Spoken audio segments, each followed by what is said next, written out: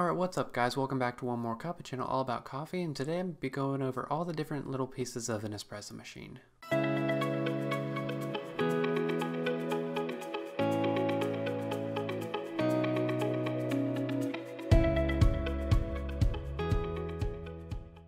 Alright, so today I'll be using the Breville dual temp espresso machine. It's a very entry-level machine, and so there won't be a lot of pieces that other ones will have, like higher level ones and even commercial grade. So this one won't apply for pressure gauges, temperature gauges, grinders, all that kind of stuff that comes with other espresso machines.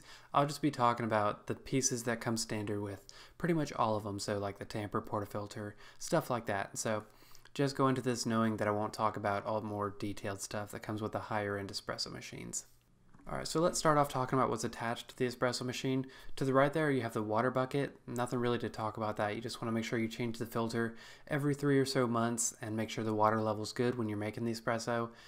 And next is the steam wand. This is a very important part if you're going to make cappuccinos, lattes, stuff like that, where you're going to froth milk. And so this will be your go-to for frothing milk and getting hot water.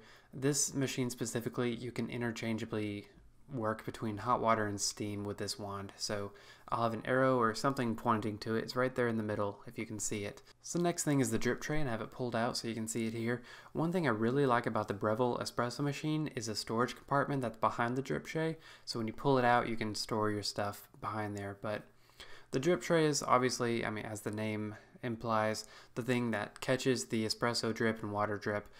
Alright, next is the portafilter baskets. This is what you put in the portafilter and what you fill the grinds with. The ones that are flipped upward on the screen, those are the single wall ones, and the ones that are flipped upside down, those are the dual wall. I'm not sure if all espresso machines come with a single wall and a dual wall, but the Breville comes with the dual wall, which is a highly pressurized, used for older beans, but so I just stick to the regular ones, just the single walls. It makes a nice cup of coffee. So this is what you put your grounds in essentially.